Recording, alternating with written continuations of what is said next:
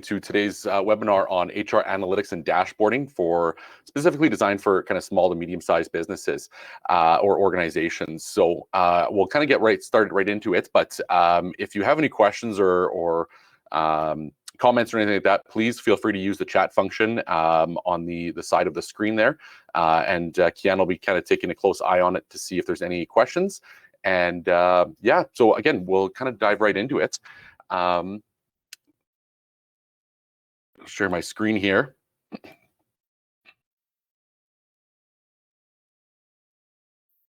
Perfect. Kiana, can you give me a thumbs up? You can see my screen. Perfect. Good. Okay, great. So again, just wanted to touch base on this a little bit. For those of you that don't know us, we're Upsourced HR. So myself, Chris Broughton, and Kiana Vanny as well. So we partner with organizations to basically support their people and their management team through kind of the different HR-related topics that they might encounter in running these organizations. So some of the things that we do is provide fractional HR support. So again, providing them with a kind of a part-time HR support person, depending on the needs of the organization. We do things like performance management, recruitment support, workplace investigations, HRIS implementations, and some different training and workshops, just to name a few of the different things that we do. So I invite you to check out our website, upsourcedhr.com, or specifically for our fractional HR support, we have our website, fractionalhr.ca as well. So again, diving right into the topic today of HR analytics. So what are HR analytics? So really, in kind of a summary, HR analytics is the process of collecting and really analyzing that HR data in order to improve organization's workforce performance. And really, we're just trying to get gain an insight into really anything beyond performance, just really HR data, and really trying to dive into some of the analytics of kind of what do we know about our employees, and what kind of information can we really drive from that information. So and really help us form better business decisions based on that information. So really, I mean, a lot of it just comes down to the data that we're collecting on individuals, and depending on the business systems that you have in place, things like, specifically on the HR side of things, we have things like employee profiles, performance, data on high performers, data on low performers, salary, promotion history, demographic data, onboarding information, training, engagement, retention, turnover, absenteeism.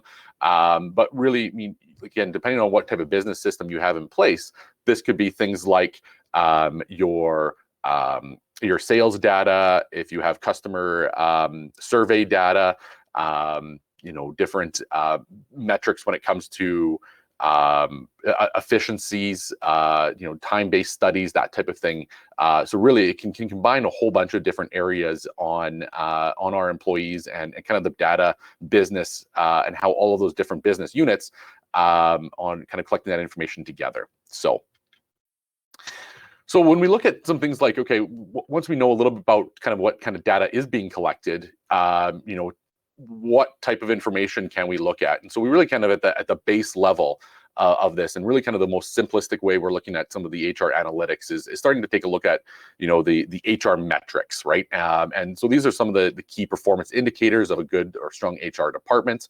And so things like time to hire, things like how long it takes to hire. So I post a job, and by the time we actually go through the decision of hiring someone, how long does that process take, right? And we want to make sure that process is really as quick as possible while ensuring that we've got a good hire. So we can take a look at a metric like that. Some things like average wage in certain departments.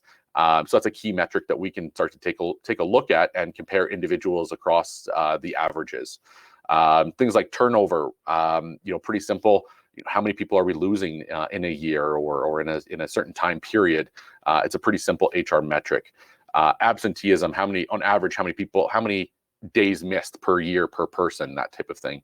And then average length of service. So really, these don't really help us drive any decisions, but they help us to understand what's going on in the workplace currently.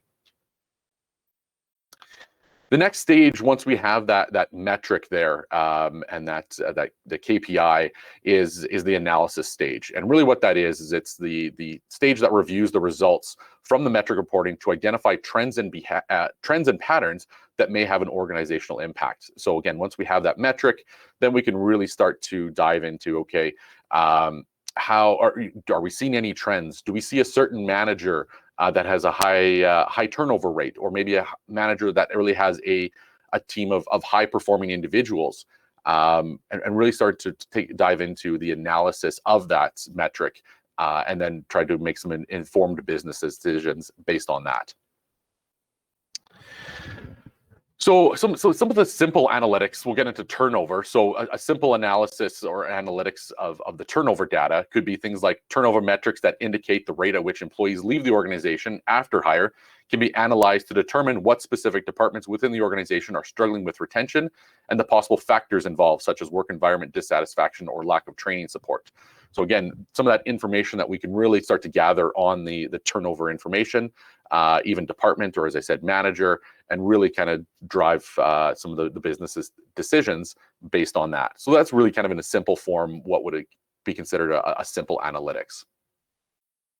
We can then move into some more advanced analytics. So staying on the topic of turnover, so we can start to take a look at kind of a predictive analytics. So this is something where we would develop a strong algorithm, can be devised to predict the likelihood of employees quitting within a given time frame. So based on a whole bunch of data and, like I said, building an algorithm, we can then really determine kind of a flight risk within an organization. So being able to flag which employees are at risk enables the organizations to step in with preventative measures and avoid the cost of losing productivity and the cost of rehiring.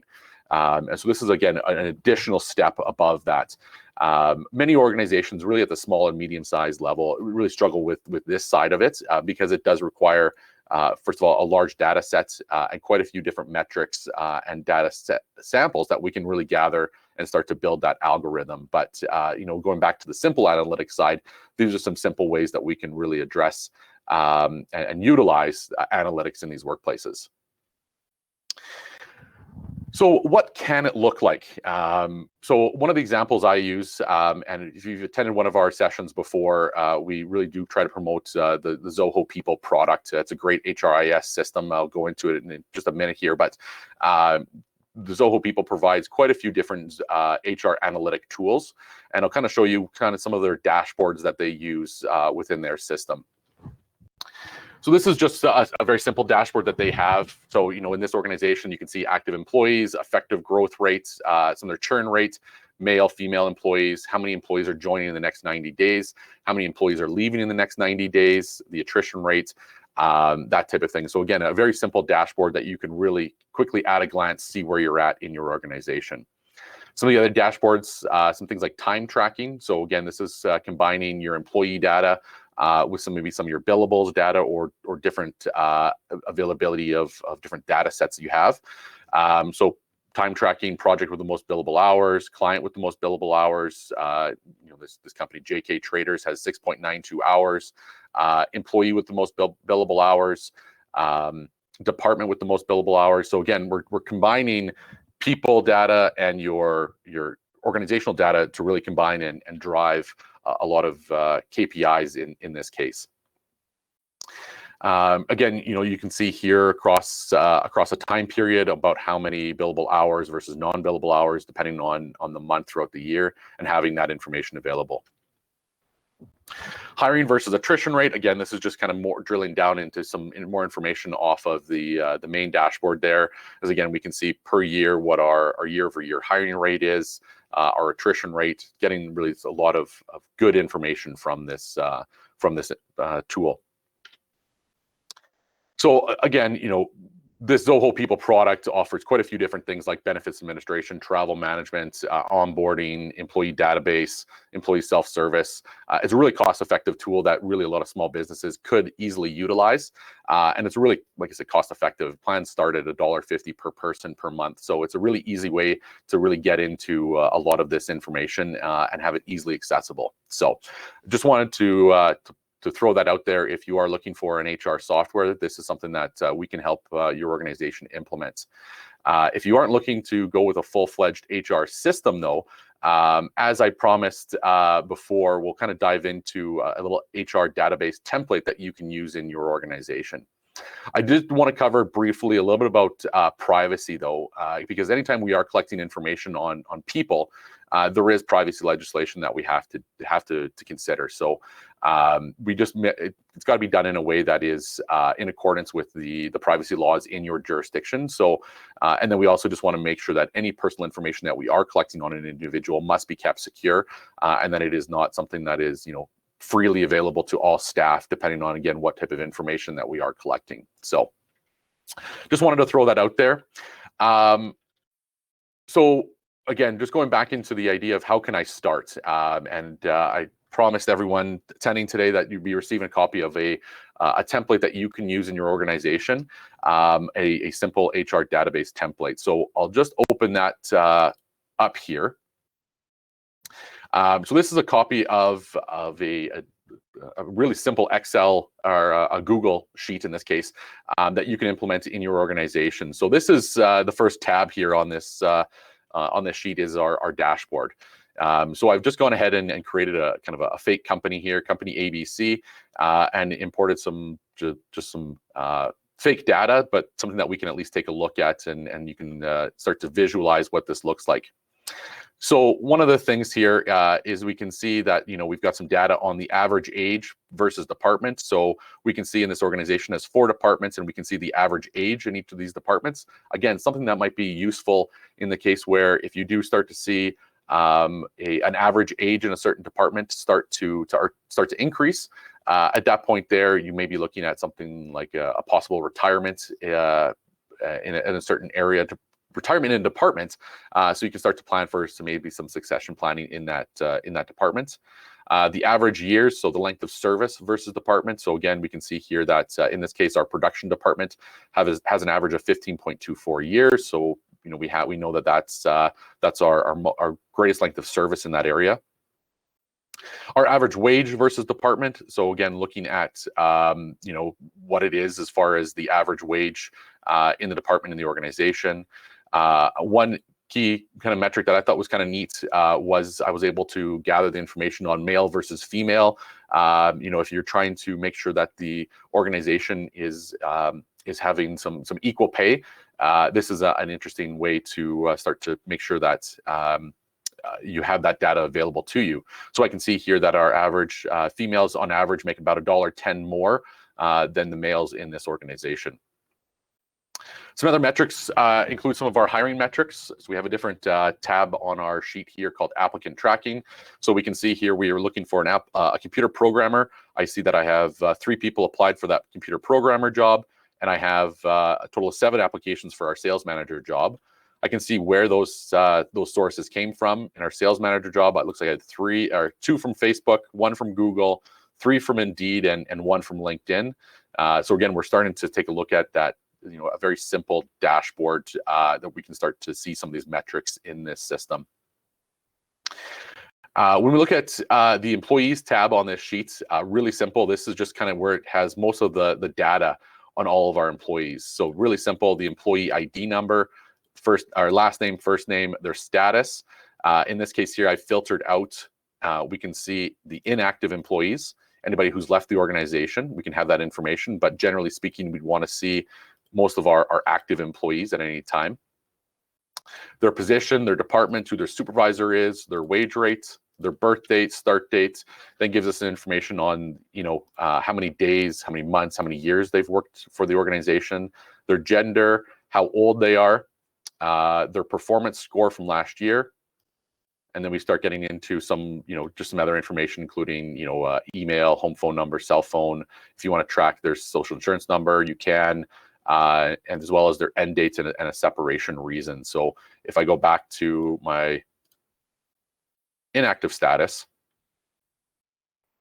I can see these people left on a certain date and then the reason for that: retired, termination, resigned, as far as those individuals. So it then so really we can just keep adding to this list here and keep adding employees as more people kind of come and go from the organization. We have all of this historical data that we are starting to track in this really simple HR database. In the table section is kind of where we get into some more of the tables and the pivot tables that really drive some of the metrics used in the other one. So really, we can take a look at the average length of service in some of these departments, and really just starting to use pivot tables to develop some of these information here. So let's say, for example, I'm just going to copy this table here so I can just play with it a little bit. I want to see the average wage in this department.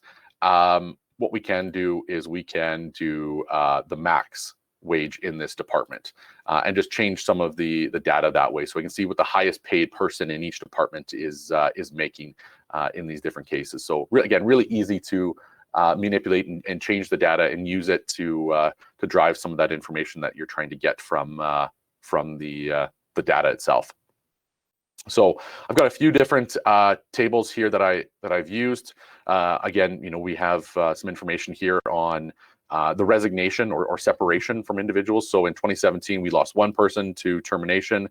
In 2018, we lost one person to resignation and one person was terminated.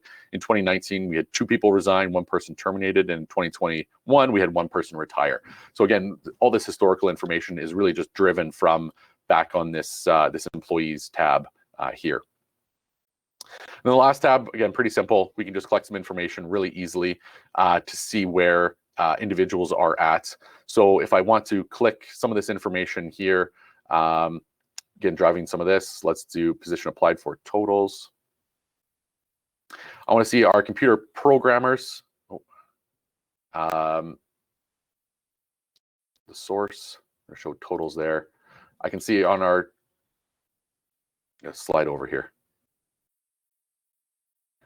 On our computer programmer here, I can see, again, if I want to see anybody in that status of that sales manager role, I can easily just double click on any of these and pull up all of the different individuals, see what the status of those candidates are. I've got an individual interview scheduled with RUT. I've reviewed, I can't even pronounce that name, apologize. We've got Heather here who's been rejected. So again, just easily managing a lot of that information that is available within an applicant tracking spreadsheet. So really that's kind of a quick and dirty version of an HR database that you can use in your organization. Like I said, it's I'll be sending out a copy of this that you'd be able to download and use on your own. All you need to do is just kind of basically delete the data that is in there right now and start populating it with your own data and really drive some of these metrics on your own system. So I appreciate everyone attending and kind of an introduction to what HR analytics and dashboarding looks like in your organization. If you have any questions or would like to see maybe or a suggestion on HR analytics or a metric that you'd like to see, please feel free to leave it in the Q&A and I can see what I can do. But again, just want to thank everybody for attending.